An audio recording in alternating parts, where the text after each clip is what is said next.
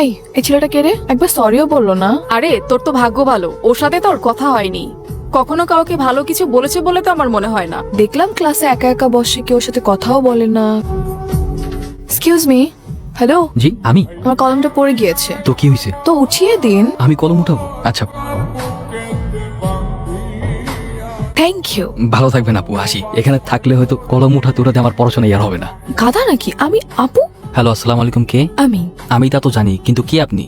আমার পরিচয় জেনে আপনার কি হবে? আপনি আপনার পছন্দ মতো আমাকে একটা নাম দিয়ে দিন না। আশ্চর্য, আমি তো আপনাকে চিনি না, নাম কি করে দেব? চেনেন না চিনে যাবেন, কথা বলতে থাকেন, আস্তে আস্তে এমনিই চিনে যাবেন। আমি একজন অপরিচিত মেয়ের সাথে কেনই বা কথা বলবো? কারণ পরিচিত কেউ তো আপনার সাথে কথা বলে না। একজন অপরিচিত মানুষ আপনার সাথে কথা বলতে চাচ্ছে, তাতেও আপনার সমস্যা। ওয়েট, আপনি মেবি আমার ভার্সিটির কেউ, রাইট? যদি বলি হ্যাঁ। আচ্ছা, তা আপনি যদি আমার ভার্সিটির কেউ হয়ে থাকেন তাহলে তো আপনাকে খুঁজে বের করে আমার বাম হাতের খেল। তাই নাকি? কিন্তু আপনার তো কোনো ফ্রেন্ডসই নেই, তাহলে আমাকে কিভাবে খুঁজে বের করবেন? তা অবশ্য ঠিক, কিন্তু চেষ্টা করলে তো সৃষ্টিকর্তাকে খুঁজে বের করা যায়, আর আপনি তো সামনে মাটির মানুষ। ওকে, তাহলে ডিল ডান। দেখি খুঁজে বের করুন।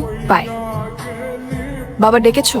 তুমি নাকি বডিগার্ডদের তোমার সাথে ভার্সিটিতে যেতে নিষেধ করেছো? হ্যাঁ। কারণ কি? বাবা, তোমার এসে বডিগার্ডদের জন্য আমার কোনো ফ্রেন্ড আমার সাথে মেশে না, আমার কাছে এসে কথা বলার সাহস পায় না। একটা মানুষ একা একা কতক্ষণ থাকতে পারে তুমি বলো তো? অনেক তো হয়েছে বাবা, অনেক হয়েছে। আমাকে এই চাপ দেয়ালের মধ্যে অনেক বন্দি করে রেখে আমি তো বড় হয়েছি, এবার একা ছাড়ো। আমার মেয়ের লাইফ যাতে রিস্কে না পড়ে এই জন্য বডিগার্ড রেখেছি। আর বডিগার্ড রাখাটা আমাদের পারিবারিক রীতি। কাল থেকে তুমি বডিগার্ড নিয়ে ভার্সিটিতে যাবে, এটা আমাদের পারিবারিক রীতি। আর তোমাকে বলে দিচ্ছি, তুমি যদি আমাকে পাঠাও ওদেরকে আমার সাথে, তাহলে কিন্তু ভার্সিটিতে জব অফ করে দিব, নিজেকে চার দেয়ালের মধ্যে বন্দি করে ফেলবো।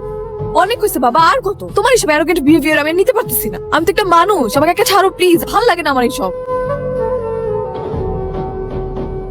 কেসটা কি রান ভাই? রাত বেরোতে তো আপনার হাসাহাসি শব্দে ঘুমানো যান। কি বলেন ভাই? ওই হাসাহাসি করলাম না, কেসটা আমি একটু বুঝতেছি, তার নারী ঘটিত বিষয় মানুষ। তেমন কিছু না। আসলে হয়েছে কি, ওই ভার্সিটির ফ্রেন্ড, আমরা একসাথে পড়ালেখা করি, ওই লেখাপড়া নিয়ে ডিসকাস চলতেছিল। ও আচ্ছা, লেখাপড়ার বিষয়। না, এটা ভালো, তবে প্রেম ভালোবাসা কিন্তু ভালো না। প্রেম মানুষকে ধ্বংস করে দেয়। হ্যালো, কোথায় তুমি? আমি তোমার কথা মতো ইউনিভার্সিটির পিছনে যে পার্কটা আছে না, সেখানে চলে আসছি। আজকে ওকে দেখা হবে না আমাদের? হ্যাঁ আসবো তো, কিন্তু আগে দেখি তুমি তোমার বুদ্ধি দিয়ে আমাকে খুঁজে বের করতে পারো কি। যদি বের করতে পারো তাহলে তো দেখা হয়েই যাবে, আর যদি না পারো তাহলে তোমার কপাল খারাপ। তোমাকে কিন্তু ব্ল্যাক শার্টে আছে খুব হ্যান্ডসাম লাগতেছে।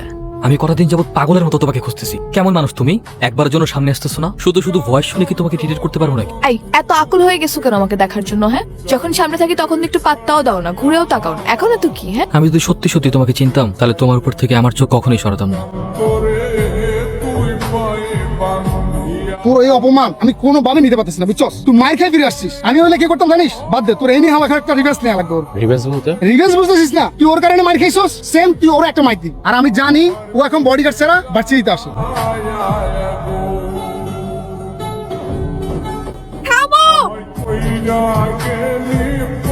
I love you.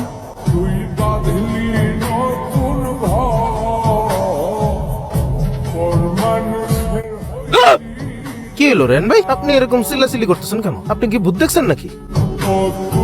ওয়াশরুমে তো কিছুই নাই। ভাই আমার জানি কি হয়েছে ভাই। আমার কেন জানি মনে হয় কেউ একজন সবসময় আমার সাথে থাকে। আমি এক সেকেন্ড আগে আমার সাথে কি হয়েছে আমি সেটাও মনে রাখতে পারি না। কেন জানি ফিল হয় কেউ একজন আমার ভিতরে থাকে। আচ্ছা, ভিতরে আছে বুঝলাম, কিন্তু আপনি ওয়াশরুমের দিকে আঙ্গুল দিয়ে কি দেখতেছিলেন? ভাই আমি ওয়াশরুমের আইনে একজনের প্রতিচ্ছবি দেখছি, আর ওই লোকটা আমাকে কি যেন বলতে চায়। ও মনে হয় আমার কাছে কিছুটা চাচ্ছে।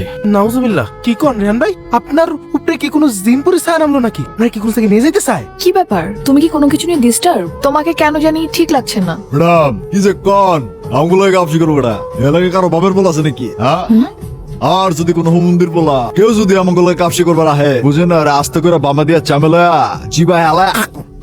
কি রেহান, তুমি কিন্তু অনেক ইন্টারেস্টিং। আমি কিন্তু আগে বুঝি নাই তুমি এতটা ইন্টারেস্টিং।